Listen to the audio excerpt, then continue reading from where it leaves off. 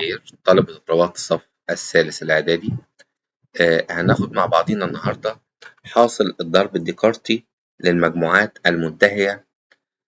ده أول درس عندنا. إحنا أخدنا المرة اللي فاتت يعني زوج مرتب وإزاي نجيب قيمة لو في زوجين بيساووا بعض. طيب هناخد كده، إحنا العنوان هنا المجموعات المنتهية. نشوف كده المجموعات أو رمز المجموعة. أول حاجة عندنا المجموعات، إحنا عارفين رمز المجموعة اللي هو الرمز ده رمز المجموعة بتاعنا.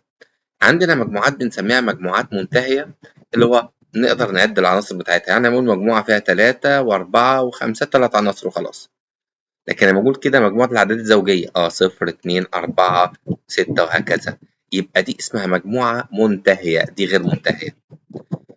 دي نقدر نعد العناصر بتاعتها، دي ما نقدرش نعد العناصر بتاعتها. يبقى ده الفرق بين المنتهية والغير منتهية. احنا النهاردة أو في الفيديو الأول ده هشرح إزاي نجيب حاصل الضرب الديكارتي المجموعات المنتهية. يبقى احنا النهاردة هنحكي على المجموعات المنتهية. طيب أولا لما أقول لك 3 وعدد اسمه 5 وهنا علامة ضرب، بنبدأ نقول 3 في 5 و15. لكن لما أقول لك المجموعة في المجموعة دي في المجموعة دي، ده يديني إيه؟ يعني مجموعة فيها 3 ومجموعة فيها 5 يديني إيه؟ لا معرفش. ده اللي هناخده النهاردة. يبقى ضرب المجموعات أو الضرب الديكارتي ده اللي هو نسبة لعالم اسمه ديكارت هيضرب المجموعات. فضرب المجموعات هناخده شوية كده، مجموعة في مجموعة يديني مجموعة برضه، بس المجموعة الجديدة جواها أزواج مرتبة. الأزواج المرتبة ده بناخد عنصر هنا أو المسقط الأول بيبقى في المجموعة الأولى والمسقط الثاني في المجموعة الثانية. هنشوف دلوقتي. يبقى احنا 3 في 5 دي أعداد حقيقية، أعداد صحيحة، أي حاجة مش هتفرق معانا. لكن احنا النهاردة هناخد إزاي نضرب المجموعات. فبنسمي الدرس بتاعنا عبارة عن إيه؟ حاصل الضرب الديكارتي لمجموعتين منتهيتين. احنا قلنا هندرس أول حاجة المجموعات الإيه؟ المنتهية. طيب يبقى هندرس حاصل الضرب الديكارتي للمجموعات المنتهية. طيب يعني هنا لما قلت س في ص هنشوف نضربها إزاي. أول حاجة لما يقول لي إذا كان س فيها أ وباء وص فيها ج ود. لو أنا عايز أجيب حاجة اسمها س في ص، أول حاجة نكتب المجموعة س أدي أ وباء، هبدأ أضربها كده في المجموعة التانية اللي هي اسمها ص اللي هي ج ود. هبدأ أضرب كده مجموعة في مجموعة، دايما هيديني مجموعة. المجموعة دي بقى فيها إيه؟ أزواج مرتبة. نركز مع بعضينا. أ وج، يبقى المسقط الأول في المجموعة الأولى أدي أ وج. بعد كده عندنا أ ود أدي أ ود، يبقى أ سلم على الأول وسلم على التاني. بعد كده باء وجيم، باء وجيم. بعد كده عندنا باء ودال، باء وجيم باء ودال، وخلصت على كده. ده بنسميه حاصل الضرب الديكارتي. يعني هو خلص كده. يبقى إذا حاصل الضرب الديكارتي للمجموعتين س وص بنكتبه س في إيه؟ في ص، وتقرأ س ضرب ص. يعني هنا بقول س في ص أو بنقول س ضرب ص. يبقى إذا لما أسأل الألف ده والألف ده والباء ده والباء ده كلهم ينتموا للمجموعة الإيه؟ الأولى. أما الجيم والدال والجيم والدال اللي هو المسقط الثاني ينتموا للمجموعة الإيه؟ الثانية اللي هي ص. يبقى إذا س في ص مجموعة الأزواج المرتبة التي مسقطها الأول في س ومسقطها الثاني في ص. يبقى إذا لما أقول س في ص العناصر أ ده موجود في س والعنصر الثاني موجود في إيه؟ في ص. وهنفهمها أكتر في المثال دوت. بيقول إذا كان عندنا هنا س بكذا وص بكذا، عايزين نجيب س في ص وص في س وماذا تلاحظ. نشوف يعني إيه ماذا تلاحظ. طب بالراحة كده، هبدأ أجيب كده س في ص اللي هي رقم 1. س عندنا 1 و2، في المجموعة التانية ص 2 و3 و4. يبقى هو كاتب عايز س في ص، كتبت س الأول لازم بعد كده ص. أبدأ أضرب كده بس على مهلنا. الواحد ده يتضرب في الكل، يبقى هقول له 1 و2 الزوج الأول، بعد كده 1 و3، بعد كده 1 و4. خلصنا كده من الواحد. نكمل بقى 2 و2، بعد كده نكمل عندنا هنا 2 و3، بعد كده نكمل عندنا 2 و4. دي عبارة عن المجموعة اللي هي اسمها س في ص. هبدأ أجيب مجموعة تانية اسمها ص في س. هكتب ص الأول. ص عندنا كام يا جماعة؟ 2 و3 و4. أدي 2 و3 و4. هضرب في المجموعة س 1 و2. طب مجموعة في مجموعة تديني إيه؟ مجموعة. طيب الاتنين يتضرب في الكل، يبقى 2 و1. بعد كده 2 و2، تمام. بعد كده 3 و1. بعد كده 3 و2. 4 و1. بعد كده 4 و2. طيب، هو بيقول لي ماذا تلاحظ هنا؟ كاتب لي جملة هنا، نركز كده. الزوج الأول هنا اسمه إيه؟ 1 و2. أمال الزوج الأول هنا اسمه إيه؟ 2 و1. هنا 1 و3. ده في 3 و1. ده 1 و4. ده في هنا 4 و1. طب سؤال مهم بقى، هل الزوج اللي اسمه 1 و2 هو الزوج 2 و1 في الدرس اللي شرحناه قبل كده، الفيديو اللي شيرناه؟ لا طبعا. يبقى أول معلومة عندي س في ص لا تساوي ص في س. يبقى دي المعلومة المهمة بالنسبة لنا اللي احنا هنشتغل عليها كتير. يبقى إذا حاصل الضرب الديكارتي غير إبدالي، دي معلومة مهمة جدا. يبقى س في ص لا يساوي ص في س. طيب، يبقى دي معلومة مهمة جدا. يبقى حاصل الضرب الديكارتي عبارة عن إيه؟ غير إبدالي. طيب، ناخد مثال تاني كده عشان نبدأ نفهم أكتر. إزاي نمثل بقى؟ لو أنا قال لي هات س في ص ومثله، في طريقتين للتمثيل بس على مهلنا. أول حاجة بيقول لي هات س في ص ومثله بمخطط، هنعرف دلوقتي. يبقى نجيب في الأول س في ص. خلاص عرفنا. س في ص لازم دلوقتي عشان حصل ضرب غير إبدالي أكتب مين الأول؟ س. س اللي هي كام؟ المجموعة كام وكام؟ 2 و3. في المجموعة ص اللي هي كام وكام؟ 3 و4. نبدأ نضرب كده، لسه قايلين. أدا عندي 2 و3. 2 و3. الزوج اللي بعديه 2 و4. أدي 2 و4. الزوج اللي بعديه 3 و3. أدي 3 و3. الزوج اللي بعديه 3 و4. يبقى الترتيب مهم عشان حاصل الضرب غير إبدالي. طيب، في مخططين بيقول لي مثل بمخطط سهمي. أول حاجة المخطط السهمي ده حلو جدا وسهل جدا.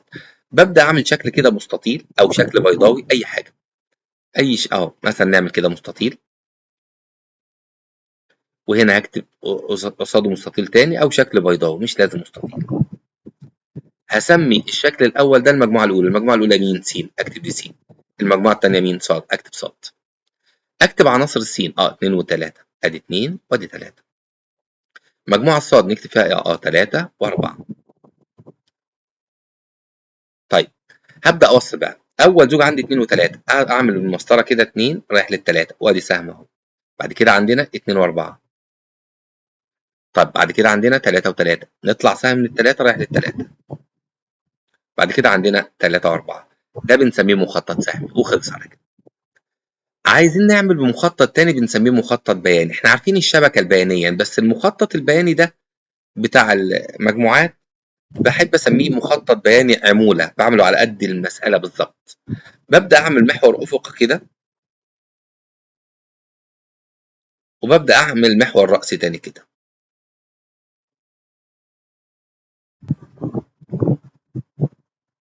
هنا المجموعة الأفقية دي المجموعة الأولى، أنا المجموعة الأولى مين؟ س. هاكتب هنا س.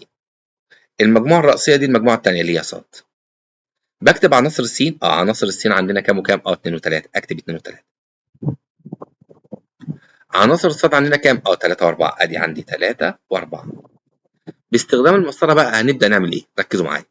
أجي عند الاتنين كده بالمسطرة وأبدأ أعمل عمود كده، وعند التلاتة نفس الكلام، واروح عند التلاتة بتاع محور الصاد أو مجموعة الصاد أعمل كده أفقي، وعند الأربعة نعمل أفقي.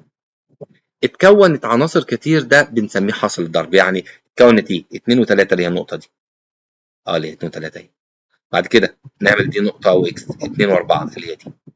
بعد كده 3 و3 اللي هي النقطة دي. بعد كده 3 و4 اللي هي النقطة دي.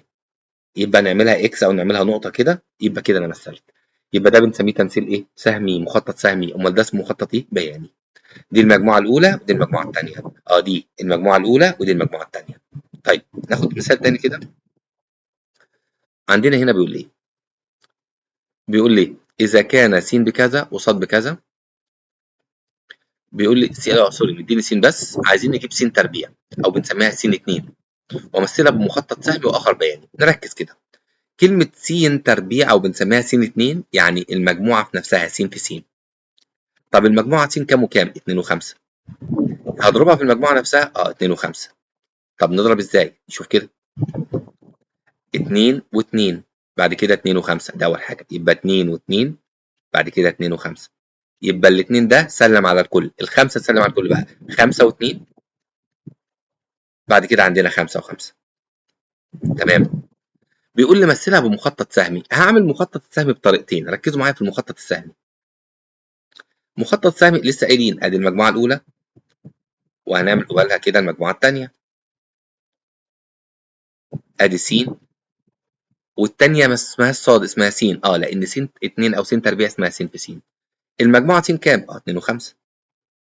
مجموعة س كام؟ 2 و5 أهو، ادي 2 و2 خلاص عرفنا، بعد كده 2 و5 بعد كده نروح للخمسة ادي 5 و2 وادي عندنا 5 و5. خلص السؤال كده ممكن نعمل مخطط سهمي تاني، ده في حالة لما يقول لي هات س تربيع أو س أو سوري أو صاد تربيع. هعمل مجموعة واحدة كده ركزوا معايا أسميها س، يبقى هنعمل مجموعة واحدة هنسميها س. طيب نكبرها كده، ادي مجموعة اي حاجة اي شكل بيضاء اسميها س، اكتب فيها عناصر س. اول عنصر كده هنعمل له نقطة كده مثلا ونكتب جنب 2 وادي عندنا نقطة كده وهنسمي العنصر التاني 5. طيب هنمثلها ازاي؟ اول عنصر اسمه 2 و2 في الضرب، ابدا اعمله ازاي ده 2 و2؟ امشي من الاثنين كده ركزوا معايا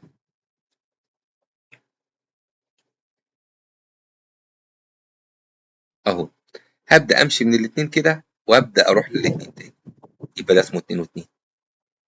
طيب نشوف كده، شايف السهم 2 ورايح ل2، تاني عنصر 2 و5، يبقى ابدا امشي من الاثنين كده واروح للخمسه كده واحدد السهم بتاعنا، ده ماشي كده يبقى ده اسمه 2 و5.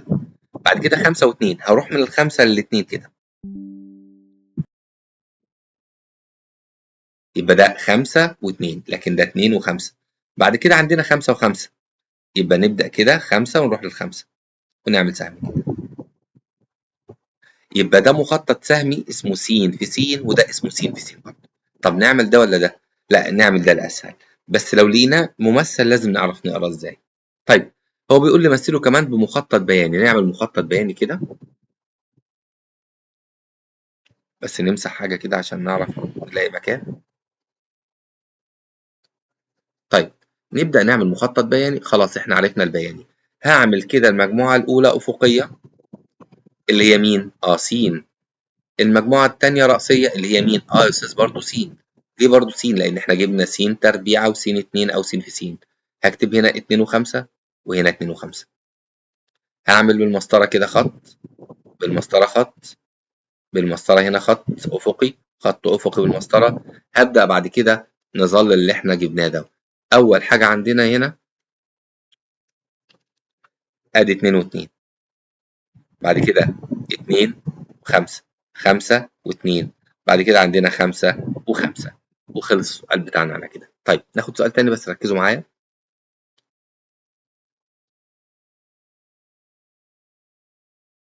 طيب بس قبل ما ناخد سؤال تاني، كده احنا فهمنا يعني ايه حاصل الضرب ديكارت س في ص وص في س، وان هو ضرب عملية الضرب عندنا في المجموعات غير إبدالية. عرفنا ازاي نمثل بمخطط بنسميه مخطط سهمي، مخطط تاني بنسميه مخطط بياني. طيب عايزين نعرف معلومة تانية عندنا، حاجة اسمه عدد عناصر. يعني ايه عدد عناصر؟ يعني مثلا هنا نرجع كده للسؤال اللي قبليه، السؤال اللي قبليه لما جبنا س في ص طلع في حاصل الضرب كام عنصر؟ لو احنا هنبدأ نمشي كده ده بنسميه عنصر الزوج ده، عنصر 2 3 4، يبقى جوه المجموعة كام عنصر؟ 4 عناصر.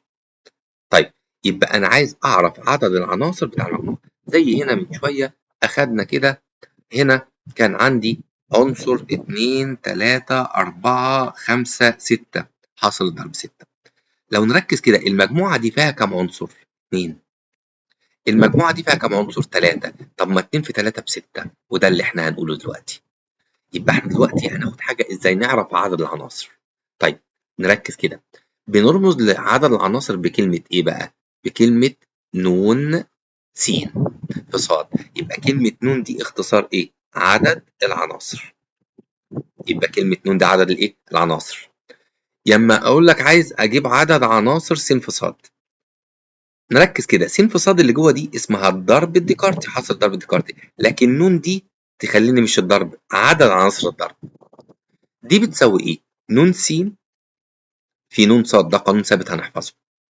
يعني عدد عناصر السين في عدد عناصر الصاد. زي ما احنا من شويه احنا رجعنا هنا لقينا كام عنصر دول؟ 2 في كام عنصر دول؟ 3. يبقى ن س في ص ب6 اللي هي 2 في 3 ب6. عديناهم 1 2 3 4 5 6. طلعوا 6 عناصر صح.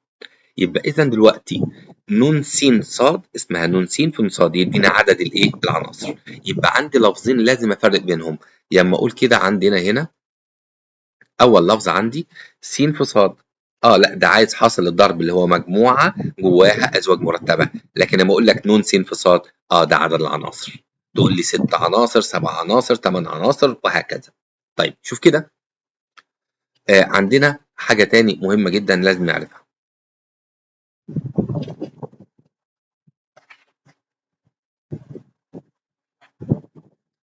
هنا لما اقول طب عايز اجيب س اس 2 ده حاصل الضرب يعني س في س. طب لو عايز ن س اس 2 نفس الكلام، يعني كانها ن س بدل في ن ص في ن س تاني. خلاص عرفنا ن دي عدد الايه؟ العناصر. طيب قال لي ملحوظه تانية مهمه جدا، س في فاي ونون س في فاي. عايز اعرف دي بايه ودي بايه. يا مدى اضرب اي مجموعه في المجموعه الخاليه تديني فاي.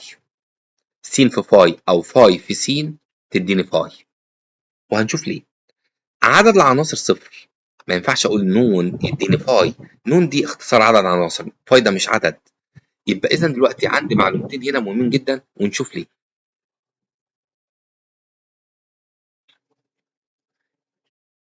لما اجي اضرب كده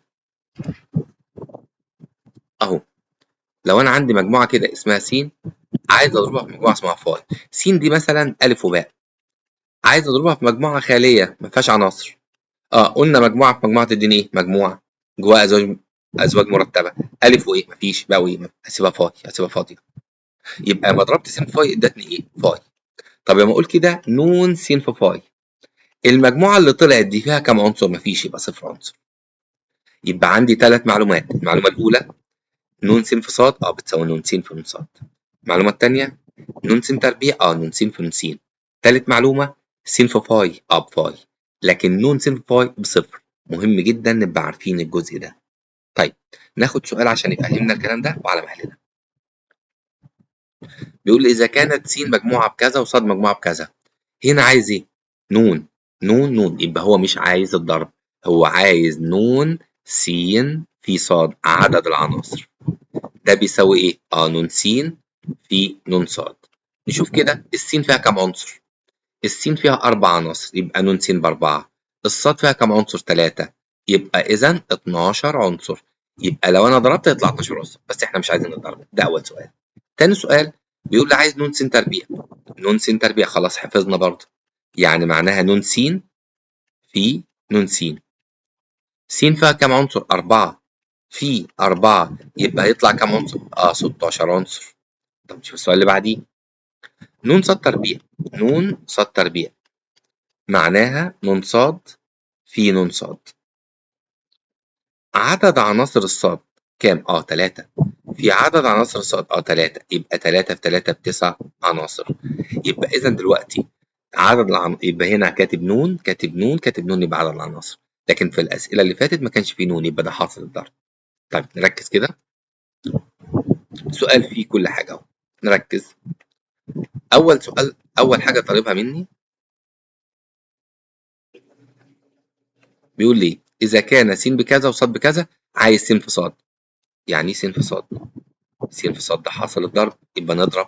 أكتب المجموعة س 2 و3 في المجموعة التانية ص 3 و4 و5. هبدأ أضرب تديني مجموعة، نضرب 2 و3 ادي 2 و4 ادي 2 و5، يبقى الاثنين اتضرب في الكل. طب شوف كده 3 والكل 3 و3 3 و4 3 و5، يبقى ده جبنا س في ص.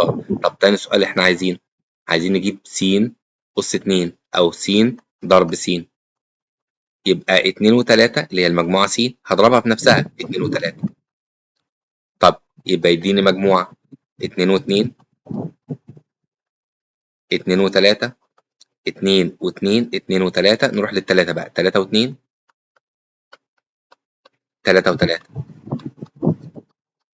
طيب نروح لتالت حاجة بقى، عندنا هنا ن ص تربيع. يعني ايه ن بقى؟ هنا ن عدد عناصر، ده بيساوي ن ص في ن ص. يبقى هنا مش عايز حاصل الضرب بقى. ص فيها كام عنصر؟ 3 عناصر، يبقى 3 في 3 بيساوي 9 عناصر. يبقى نركز في السؤال بتاعنا، هو عايز الضرب ولا عايز عدد الايه؟ العناصر. طب نشوف سؤال تاني. بيقول هنا ايه؟ اذا كان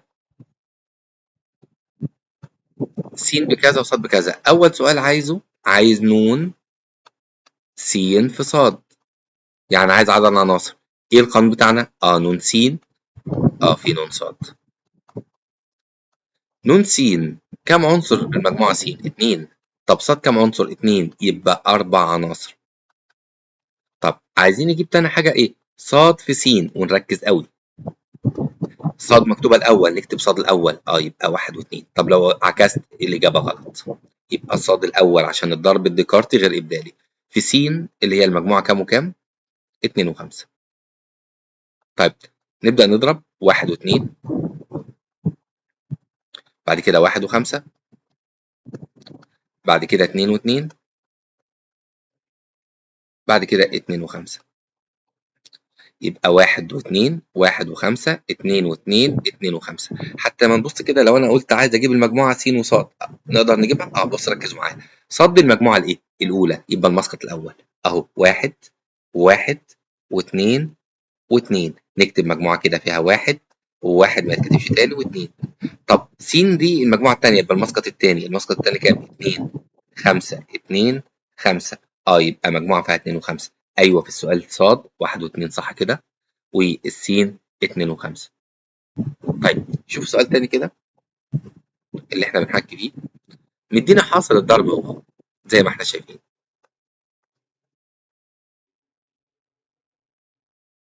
بيقول لي س في ص بتساوي المجموعه دي. عايز اعرف المجموعه س ايه؟ السؤال الاول هو عايز المجموعه س فيها ايه؟ عندنا هنا، والمجموعه ص فيها ايه؟ طيب اتفقنا س عباره عن المسقط الاول. المسقط الاول هنا المجموعه الاولى، يبقى ده المسقط الاول. المسقط الاول كام؟ 1 1 1. يبقى مجموعه فيها 1 و1 1، مش بنكرر عنصر في المجموعه. ص هنا المجموعة التانية، يبقى هي المسقط التاني 1 و3 و5، يبقى مجموعة فيها 1 و3 و5. طيب عايزين نجيب ص في س. ص في س اللي هو حاصل الضرب. المجموعة ص اهو لسه جايبينها 1 و3 و5 في المجموعة س عندنا 1. نضرب بقى مجموعة في مجموعة تديني مجموعة جواها ايه؟ أزواج مرتبة. أول عنصر 1 و1، تاني عنصر 3 و1، ده الأول، بعد كده التاني 5 و1. خلصت على كده. طب عايزين نجيب ص تربيع. ص تربيع يعني هضرب ص في ص، ص في ص. 1 و3 و5 في 1 و3 و5 هيطلع كام عنصر؟ حد سامعه كده بيقول 9 صح كده. 1 يتضرب في الكل يبقى 1 1 1 و3 1 و5. طيب 3 و1، بعد كده 3 و3 3 و5، بعد كده 5 و1 5 و3 5 و5. يبقى 1 ده اتضرب في الكل، 3 اتضرب في الكل، 5 اتضرب في الكل. طيب نشوف سؤال تاني كده، ركزوا معايا. بيقول لنا ايه؟ اذا كانت س بيساوي فيها مجموعه فيها عنصر اسمه 2 وص فيها عنصر اسمه 3، عايز اجيب س في ص. ده سؤال بنتلخبط فيه كلنا. س في ص، المجموعه س 2 مجموعه ص 3. انا ماليش دعوه المجموعه جواها ايه، انا ده ضرب ديكارتي. مجموعه في مجموعه تديني ايه؟ مجموعه جواها ايه؟ زوج مرتب. نكتب بالترتيب 2 و3 2 و3. خلصت كده. مهم جدا. طب س فيها مجموعة 2، عايز اجيب س تربيع. س تربيع يعني س في س، هبدأ أضرب المجموعة 2 في المجموعة 2. مجموعة في مجموعة تديني إيه؟ مجموعة جواها إيه؟ زوج مرتب 2 و2. يبقى ضرب المجموعات يديني مجموعة جواها زوج مرتب غير ضرب الأعداد خالص. طب نشوف سؤال تاني. عندنا هنا بيقول إيه؟ س دي مجموعة فيها عنصر اسمه 2 وصاد فيها عنصر عايز نون. إيه نون دي؟ عدد العناصر. طب نشوف كده نون س الأول. السين كده فيها كام عنصر؟ واحد. طب نون صاد، الصاد كده فيها كام عنصر؟ واحد برضه. يبقى نون س في صاد هيساوي نون س في نون صاد، يبقى عنصر واحد، يبقى الإجابة واحد. طب هنا س فيها كام عنصر؟ 2. صاد دي مجموعة خالية. طب يعني قلنا لما اضرب س في فاي هتديني فاي، بس هو مش عايز س في فاي، هو عايز نون س في فاي. قلنا بصفر. لما يسأل على عدد العناصر يبقى بصفر. طب نون س ب3. تمام. وس في صاد بيساوي 1 و3 و2 و3 طب عايز نون صاد، انا مش عايزه، بس نروح المعلومة دي. نجيب المجموعة س اللي هي المسقط الأول. 1 و2 و3. 1 و2 و3. المجموعة ص عبارة عن المسقط التاني 3 و3 و3، يبقى عنصر واحد. دلوقتي عدد عناصر الصاد كام عنصر؟ واحد بس، يبقى نون ص بواحد لأن هو بيقول لي نون ص. طيب بيقول لي نون س ب3. نون س في ص ب12. طب ازاي نجيب كده نون ص؟ نقسم 12 على ال3 يبقى 4، يبقى نون ص ب4. حتى نتأكد 3 في 4 ب12. لأن نون س في ص بتساوي نون س في نون ص. أنا عندي ده 12 وعندي نون س ب3 وده مش عارفه، يبقى إذا 12 على ال3 هيديني ده كام؟ 4. يبقى إذا لو عندي نون س ص وعندي نون س بس نقسم نجيب التاني 12 على ال3 4. 12 على 4 3. طيب شوف سؤال تاني. نون س ب2. عدد عناصر المجموعة س 2 وعدد عناصر ص مش قايل لي، مديني المجموعة كام عنصر دول؟ واحد بس. اسمه 3 لكن عددهم واحد. يبقى نون س في ص نون س في ص ما نتلخبطش. هبدأ أقول له كده 2 في 1 يبقى ب2، يبقى 2. طيب بيقول له نون س ب2 ونون ص تربيع ب9. نون س مديلي ب2، نون ص تربيع ب9، يبقى نون ص بس ناخد الجذر هيبقى ب3. طب حد يقول لي موجب وسالب، ينفع أقول عدد اللي في الفصل سالب 3؟ لا، يبقى العدد لازم يبقى عدد صحيح موجب. يبقى نون ص بيساوي كام؟ 3. يبقى عندي نون س وعندي نون ص. طب نون س في ص هنقول له 2 في 3 ب6، خلاص عرفناها. طيب شوف سؤال تاني. بيقول لي هنا ايه؟ إذا كان نون س بيساوي 3 نون س في ص بيساوي 6. قلنا لما يديني نون س ونون س ص أقدر نجيب نون ص بس نقسم. أقول له 6 على 3 يبقى 2. طب هو عايز يجيب ايه؟ نون ص تربيع، عرفنا يعني نون ص اللي هي 2 في 2، يبقى الإجابة عندي كام؟ 4، يبقى الإجابة 4. طيب نفتكر مع بعض حاجة مهمة. العمليات على المجموعات كنا بناخد حاجة اسمه الاتحاد والتقاطع والفرق. نفتكر مع بعض لما كان بيديني مجموعة كده مثلا ألف فيها مثلا 2 و5 و7 مثلا، ومجموعة اسمها باء فيها 1 و2 و3، وكان بيديني المجموعة الكبيرة بقى، وكان بيديني مجموعة بنسميها المجموعة الشاملة. كان بيديني مثلا فيها ايه؟ 1 و2 و3 و5 و7 و8، أي حاجة. طيب كنا بيديني كده مجموعات وكنا بنمثلها بشكل كنا بنسميه شكل فين. بنعمل هنا المجموعة الأولى اللي هي المجموعة الشاملة، وكنا بنقول كده أدي المجموعة دي ألف والمجموعة باء في عناصر مشتركة اللي يبقى نعملها متقاطعين. أدي باء، المشترك عندي مين؟ 2، نكتبه هنا. ألف فيها إيه؟ 2 و5 و7، دي 2 وأدي 5 وأدي 7. المجموعة باء فيها إيه؟ 2 مكتوبة و1 و3، أدي 1 و3. طب المجموعة الشاملة فيها 1 مكتوب، 2 مكتوب، 3 مكتوب، 5 مكتوب، 7 و8 كمان. طيب نفتكر مع بعض كنا بين التقاطع والاتحاد والفرق كنا بنعمل ايه، فنركز مع بعض. اول حاجه لما كان بيطلب مني س الف اتحاد باء، الاتحاد باخد اللي في ألف واللي في باء، يعني آخد ال3 عناصر دول ودول بس ما نكررش، يعني أقول 2 و5 و7 و1 و2 و3. أنا خدت ألف كلها وباء كلها، بس أنت هنا عندك الاتنين مكتوبة مرتين، لأ في المجموعة نكتب العنصر مرة إيه واحدة، يبقى ما نكتبهاش تاني. يبقى عندنا هيبقى الإجابة عندي 2 و5 و3 سوري و7 و1 و3، يبقى الاتنين ما اكتبهاش مرتين. طيب كنا بنقول ألف تقاطع باء يعني المشترك، إيه اللي موجود في ألف وباء؟ الاتنين أهو موجود هنا التقاطع ده، يبقى التقاطع الاتنين. طيب تالت حاجة كنا بنقولها عندنا ألف فرق باء، إيه اللي موجود في ألف ومش موجود في باء؟ العناصر اللي في ألف ومش في باء، إيه العناصر اللي هنا ومش هنا؟ الاتنين موجود الخمسة وسبعة، يبقى 5 و7، يبقى الفرق موجود في المجموعة الأولى ومش في التانية زي ما أقول كده، باء فرق ألف. إيه اللي في باء إيه اللي هنا ومش فوق؟ الاتنين موجود، يبقى الواحد والتلاتة، يبقى 1 و3. يبقى إيه اللي في ألف بس؟ 5 و7. طب إيه اللي في باء بس؟ 1 و3. يبقى ده اللي هو الفرق. يبقى الاتحاد بلم الكل، تقاطع مشترك، الفرق موجود في الأولى ومش موجود في التانية. يبقى مجموعة العناصر التقاطع المشتركة، مجموعة جميع العناصر مع عدم التكرار، الفرق الموجود في المجموعة الأولى وغير موجود في المجموعة الإيه؟ التانية. طيب ده هيساعدني فيه، نشوف سؤال كده. هو الاتحاد والتقاطع والفرق بيديني إيه؟ مجموعة، وإحنا بنتعامل النهاردة مع ضرب الإيه؟ المجموعات. مديني مجموعة اسمها س، مجموعة اسمها ص، مجموعة تاني اسمها ع. عايزين نجيب إيه؟ س في ص تقاطع ع. خلينا في الحتة دي بس، الحتة دي بس. ص تقاطع ع ده هيديني إيه؟ مجموعة. يبقى هو عايز يضرب المجموعة س في المجموعة الجديدة دي.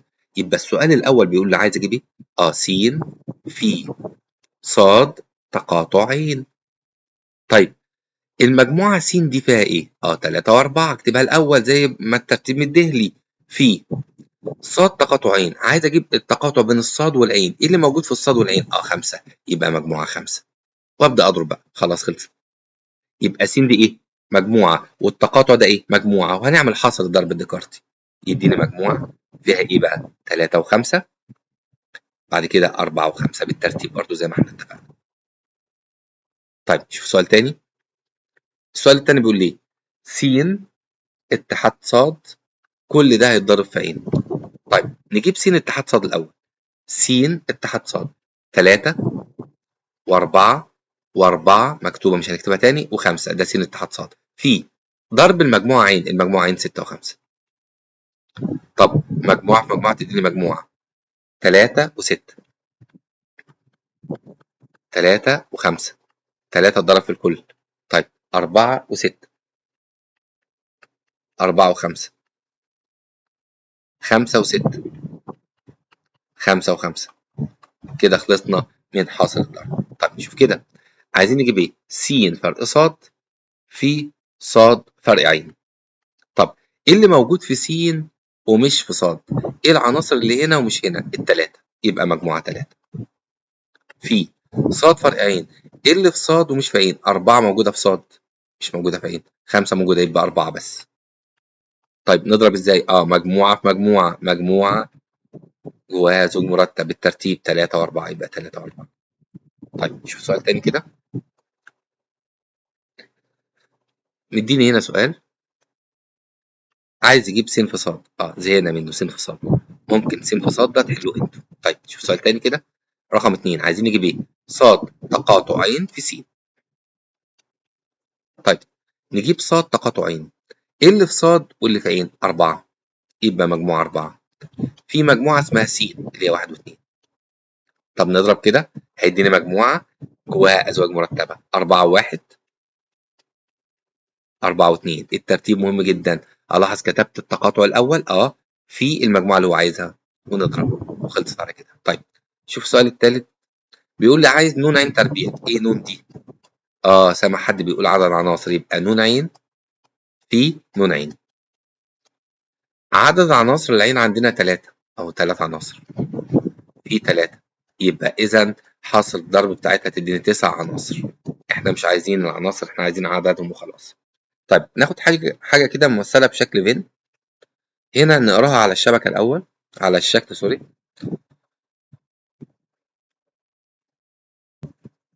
عندنا هنا في الشكل المقابل المجموعة س لو أنا عايز أكتبها فيها كام وكام؟ 5 و2، وده أول سؤال عندنا، يبقى المجموعة س فيها 5 و2. طب المجموعة ص فيها إيه؟ 2 و1 و3، يبقى 1 و2 و3. هو عايز يجيب إيه؟ س في س تقاطع ص. المجموعة س نكتبها 5 و2، في التقاطع باين هنا عندنا في الرسم 2، يبقى مجموعة 2. نضرب بقى، يبقى 5 و2، 5 و2، بعد كده 2 و2، وخلصت على كده. طيب شوف سؤال تاني كده. عندنا الفكرة الملحوظة دي مهمة جدا. لما يديني زوج مرتب ينتمي لحاصل الضرب، خلاص احنا اتفقنا س دي مكتوبة أول صح؟ يبقى المسقط ده ينتمي للمجموعة دي. هنا ص تاني مجموعة، يبقى المسقط التاني في المجموعة التانية. يبقى أ ينتمي لس وباء ينتمي لص. يعني بيقول لي هنا 5 و7 ينتمي للضرب ده، يبقى أكيد الخمسة في المجموعة س والسبعة في المجموعة ص. زي هنا بيقول لي ايه؟ س وصاد، عايز يعرف 3 و5 ده موجود فين. هو بيقول لي زوج اسمه ايه؟ 3 و5 ينتمي لايه؟ حاصل الضرب ايه؟ طب الثلاثة موجود فين؟ في صاد، يبقى صاد. في الخمسة ده موجود فين؟ في صاد، يبقى صاد في صاد. يبقى اذا الثلاثة و5 ده ممكن الاقيه في الاختيارات مكتوب ينتمي لصاد في صاد او صاد تربيع او صاد 2. طيب شوف كده سؤال تاني. بيقول لي هنا ايه؟ س في صاد بكذا، عايز اعرف صاد بايه؟ صاد المجموعه الايه؟ الثانيه، يبقى صاد هي المسقط الثاني. المسقط الثاني فيه هنا ايه؟ 2 و2، يبقى مجموعه فيها 2 بس مش بنكرر عنصر. السؤال ده بيتكرر كتير اللي جاي ده في الامتحانات. بيقول لي هنا الزوج المرتب ده ينتمي للضرب المجموعه دي في المجموعه دي، يبقى المسقط الاول ده في المجموعه الاولى، في 3 هنا صح. لازم المسقط الثاني ده في موجود في المجموعه دي. في هنا 5 لا، يبقى المجهول ده هو اللي عندي 5. يبقى مسقط أول في مجموعة أولى، طب مسقط تاني في المجموعة التانية، لازم في 5، يبقى أكيد ده 5. شوف سؤال تاني كده. بيقول لي هنا إيه؟ السؤال ده حلو وكلنا ممكن نقع فيه. بيقول لي هنا عايزين المجموعة دي مضروبة في المجموعة دي ادتني دي. طب نضرب احنا كده يا جماعة بالراحة كده. أدي عندي 2 وس،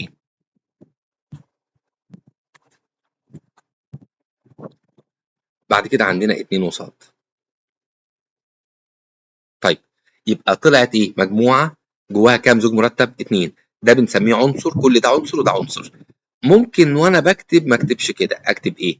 2 صح، بس اقول 2 وصاد، بعد كده اقول 2 وس، مفيش مشكله. دي عباره عن عنصر وده عنصر، لان احنا قلنا في المجموعات الف وباء، في المجموعه هو باء والف، بس ده في المجموعات. فممكن اكتب العنصر ده وده او الخبط العناصر، ده في المجموعات. طب ما كده دي عندي كده مشكله. ركزوا بقى في السؤال اللي هو عايزه، هنفهم اكتر. هو كاتب لي حاصل الضرب بيساوي ايه؟ 2 و4 و2 و3، يبقى دي 4 ودي 3.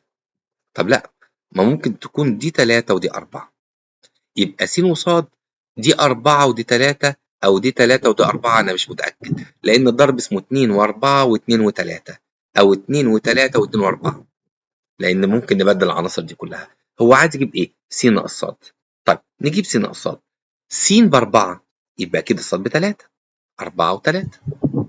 طب ممكن تكون السين ب3 يبقى الصاد ب4. طب 4 ناقص 3 كام؟ 1. طب 3 ناقص 4 بكام؟ -1.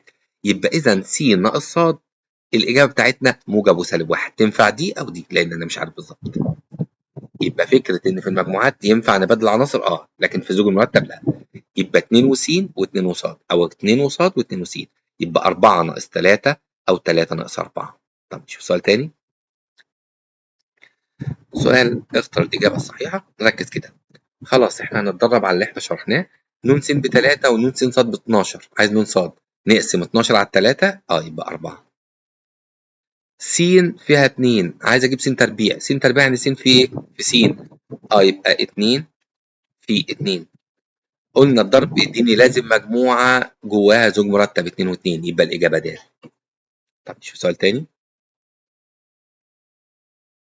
بيقول لي ن س في ص بيساوي 6، وعندنا المجموعة ص فيها عنصر واحد، يبقى ن س في ص ب6. وكمان ن ص عنصر واحد يبقى 1. طيب عايزين نجيب نون س تربيع. طب نون س بس في الأول. قلنا لو عندي الضرب وعندي نون صاد نقسم 6 على الواحد يبقى 6. يبقى عدد عناصر س كام؟ 6. يبقى نون س تربيع 6 في 6 يبقى 36. يبقى 36. طب نشوف السؤال اللي بعديه. بيقول لي هنا ايه؟ س فيها عنصرين 1 و2. يبقى عدد عناصر السين 1 و2 يبقى عنصرين. والصاد فيها 0. 0 يعني كام عنصر؟ 1. يبقى إذا ده اسمه عنصر. هو عايز نون س في صاد. نون س في صاد يعني عدد عناصر س في عدد عناصر صاد يبقى 2 في 1. يبقى الإجابة كام؟ 2. يبقى عندي عنصرين. حتى لما أجي أضرب دول هيديني إيه؟ عنصرين. طب نشوف سؤال تاني. بيقول لي س فيها مجموعة 5 وصاد فاي. هو عايز إيه؟ نون س في فاي. اتفقنا. عندي س في فاي هتديني فاي، لكن نون يديني 0 يبقى عدد عناصر 0. نون س ب3. نون س ب3 وصاد فيها عنصرين يبقى نون صاد بيساوي، نعد اهو 4 و5 عنصرين. عايز عدد العناصر يبقى 3 في 2 يبقى الإجابة 6. شوف سؤال تاني. عندنا هنا نون س ب4 ونون صاد ب5. نون س في صاد ما إلا بحفظ القانون 4 في 5 ب20. يبقى مديني عدد العناصر وعدد العناصر، وعايز عدد عناصر س في صاد يبقى 4 في 5 ب20. س فيها 2 و5 يبقى نون س كم عنصر دول؟ 2. تمام. طب نون س تربيع ده عايز عدد عناصر يبقى نون س في نون س يبقى 2 في 2 يبقى الإجابة كام؟ 4. يبقى الإجابة 4. بيقول لي ايه؟ نون س تربيع 4. نون س تربيع 4. قبل ما أكمل يبقى نون س بس ناخد الجذر يبقى 2. ونون س في صاد بيساوي 12. نقسم يبقى نون صاد بس نقسم. نون س في صاد بكام؟ 12 على 2 يبقى 6. يبقى الإجابة 6. يبقى نون س 2 نون س صاد 12. 12 على 2 يبقى إذا 6 نون صاد. طيب السؤال ده كده حلو، ركزوا معايا. بيقول لي إيه؟ نون س بيساوي نون س في صاد. دي غلطة دي ولا حاجة؟ لا دي مش غلطة. طب نكتب القانون. نون س بيساوي نون س في صاد. طيب احنا لما نيجي نفك كده نون س تنزل اهو، ودي هكتبها نون س في نون صاد. طب نون س بتساوي نون س في نون صاد، يبقى اكيد نون صاد دي بكام؟ 1. او ممكن نقسم عليها في الطرفين يبقى تديني نون صاد بيساوي 1. يعني عدد عناصر الصاد كام؟ 1. يبقى نون س دي جد حاصل الضرب. يبقى اذا اكيد عندي دي نون س في نون صاد. طب عشان يديني الإجابة دي نون س يبقى أكيد ده عندي هنا نون س مضروبة في كام عشان تديني نفس الحاجة؟ أكيد 1. يبقى عدد عناصر الصاد أكيد 1. طيب س هنا فيها كام عنصر؟ 3. يبقى نون س تربيع 3 في 3 بكام؟ 9. س فيها كام عنصر؟ 1. يبقى نون س 1. صاد فيها كام عنصر؟ 1. يبقى نون صاد ب1. يبقى نون س في صاد 1 في 1 يبقى الإجابة 1. س فيها كام عنصر هنا؟ عنصر 1. يبقى نون س تربيع هيبقى نون س 1 في 1 يبقى الإجابة 1. حاطط لي 49 عشان يلخبطني، قلت 7 في 7. ده هنا المجموعة نفسها 7. اسم العنصر 7 لكن عددهم 1 بس عنصر 1. نون ص تربيع ب9 ناخد الجذر يبقى نون ص بيساوي كام؟ 3. طيب نون س ب3 ونون ص تربيع بكام؟ 16. يبقى نون ص بس من غير تربيع جذر 16 كام؟ 4. يبقى 3 في 4 يبقى نون س في ص ب 12. 12. نون س ب2 نون ص في س ب8. يبقى نقدر نجيب نون ص نقسم 8 على 2 4. طب نون ص تربيع نون ص في نون ص 4 في 4 بكام؟ 16. تمام. س عندنا هنا فيها عنصر 1 يعني نون س بيساوي 1. بيقول لك هات نون مش س تربيع س في س. طب ما هي س تربيع اللي هي نون س في نون س. يعني هبدأ أقول له كده 1 في 1 يبقى الإجابة 1. يبقى الإجابة 1. طب شوف كده السؤال اللي بعديه. بيقول لي س في ص بكذا، عايز ن س تربيع. س دي المجموعة الأولى، شوف المجموعة الأولى كده اللي هي المسقط الأول. المسقط الأول يبقى 1 و1، يبقى 1 بس. طب عدد عناصر المجموعة س كده عنصر 1، يبقى ن س في ن س، 1 في 1 ب1، يبقى الإجابة 1. طيب نشوف كده، ركزوا كده في السؤال ده. بيقول لي س في ص بكذا. طب نطلع المجموعة س. المجموعة س كده ده المسقط الإيه؟ الأول، اللي هو 1 و1 و1، يبقى 1. المجموعة ص المسقط التاني، 2 و3 و4، 2 و3 و4. طيب بيقول لي هنا إيه؟ عايز يجيب ن س فيها عنصر 1. طب ن ص تربيع، 3 في 3 ب9، 1 زائد 9 يبقى 10، يبقى 10. طيب شوف السؤال التاني. س بكذا وص بكذا. بيقول لي 5 و1، ده 5 و1 كزوج مرتب ينتمي لإيه؟ 5 موجود في مين؟ في ص، يبقى ص. في 1 ده موجود في مين؟ في س، يبقى في س. المسقط الأول في ص والتاني في س، يبقى ص في س، يبقى الإجابة ص في س. بيقول لي هنا إيه؟ الزوج ده بينتمي، أهو مديني 2 و5 كده، ينتمي لس في ص. يبقى الاتنين ده موجود في س، والخمسة موجود في ص. بيسألني بقى 2 و2، 2 و2 هيبقى موجود في س في س، يبقى س تربيع، يبقى س تربيع. يبقى الاتنين ده في الس، والاتنين في الس، يبقى س في س بس تربيع. طب نشوف السؤال اللي بعديه. 3 و5 ينتمي للمجموعة دي. طيب أنا عندي هنا المسقط الأول 3، 3 أهو، 3 3. طيب 5 ده المسقط التاني، أدي س، أدي 8، أدي 6، مفيش 5، يبقى أكيد الس دي ب5، يبقى الإجابة 5. نفس الكلام، نفس السؤال. بيقول لي إن الزوج ده موجود في الأزواج دي 1، تمام. بيقول لي 1 و2، أدي عندي 1 وس و3 و4. طب ده 1 و2، يبقى أكيد الس دي بكام؟ ب2، وخلصت على كده. بيقول لي س في ص بيساوي 2 و3، يبقى المجموعة س فيها عنصر اسمه 2 اللي هو المسقط الأول، وص فيها عنصر اسمه 3. هو عايز س تربيع، هنا مش ن بقى العناصر، عايز حصل ضرب، يبقى س في س 2 في 2. لسه قايلين مجموعة جواها زوج مرتب 2 و2، يبقى الإجابة مجموعة جواها زوج مرتب 2 و2، الإجابة ج. عندنا هنا ده سؤال لسه حلينه، فأنت ممكن تجرب مع نفسك. قلنا 2 وس و2 وص، أو ممكن 2 وص و2 وس. يا إما جاوبناه من شوية، قلنا الإجابة هتبقى عندنا موجب وإيه؟ وسالب 1. طيب شوف السؤال ده كده. بيقول لي أ تنتمي لس تربيع، حيث س بكذا. نشوف س بيقول لي إيه.